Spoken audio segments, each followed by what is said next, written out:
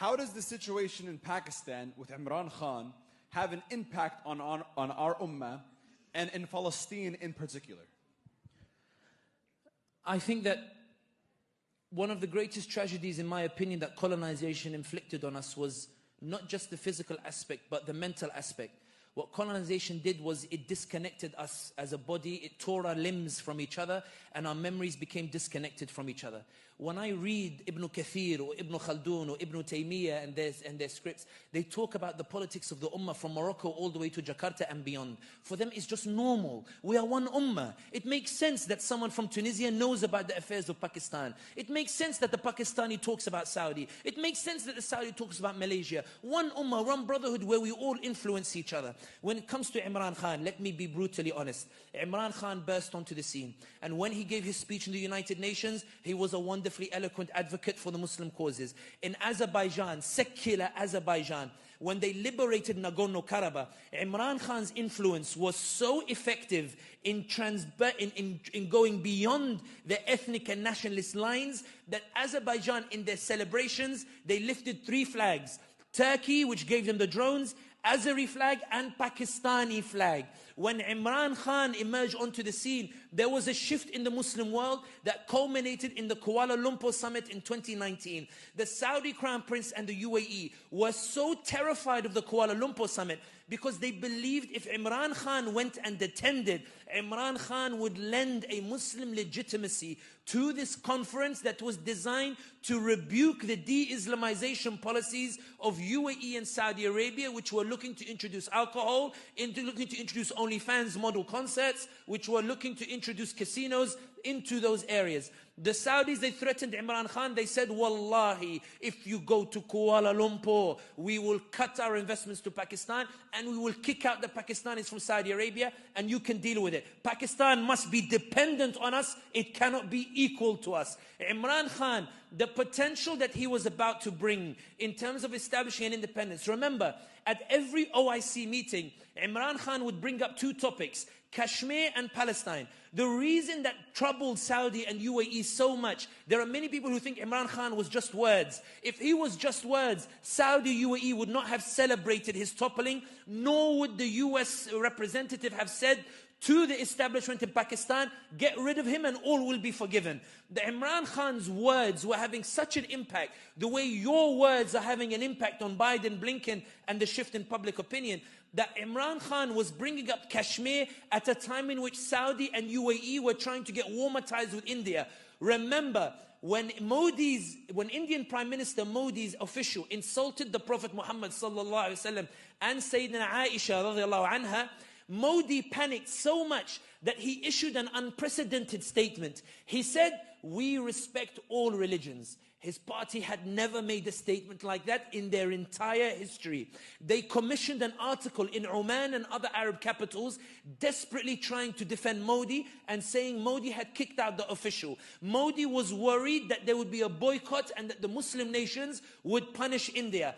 Guess which country bailed Modi out and invited him to their capital to tell him, don't worry, this issue doesn't matter to us, ignore the Muslim anger. It was the United Arab Emirates, where bin Zayed received Modi and told him, Ta'ala, come, and they hugged him and they built a temple in UAE last week to show we're moving beyond Islam and Muslim causes, where now we want warmer ties, we don't really care about these issues. Imran Khan was making them sign on papers telling them that they respect Kashmir's right to independence at a time in which they didn't want to upset India. So they were getting annoyed.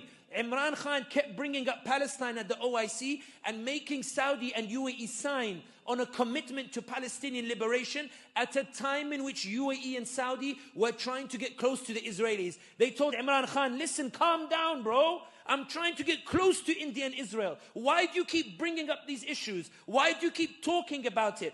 The Saudis were getting them not to talk about it. We brought Iggy Azalea and Shakira and Mariah Carey to get them to forget about Palestine, Kashmir. Why are you bringing it up in the OIC? The UAE said we're building casinos and the like to make them forget about Palestine and Kashmir. Relax, why do you keep talking about it? Take a few million and shush. And Imran Khan said, I'm not going to shush. Then Imran Khan made the greatest crime in Pakistan. He tried to appoint a chief of staff of the army and appoint an intelligence chief, which is the democratic right of any elected leader, but in Pakistan apparently it's haram. It's la yajuz. So they panicked and they kicked him out of power. When they kicked him out of power, you who believe yourselves to be ordinary, do you know why they couldn't arrest him? Because thousands of Pakistanis took to the streets. They tried to arrest him in Zaman Park, they couldn't do it. They tried to, they said, let's hold by-elections just to get rid of PTI. They did the by-elections. PTI won a landslide election in the largest province in Pakistan, in Punjab. Then they panicked and they said, Ya ilahi, what's going on over here? Then PTI, they tried to pull a nice move. They wanted to dissolve the assembly of Punjab to force general elections. The establishment said, whoa, whoa, whoa, whoa, whoa, whoa, whoa. They said, we're not holding general elections. We're going to appoint a new assembly. And then they went to the Supreme Court. Supreme Court said, no, you have to hold elections. They said, toz for Supreme Court.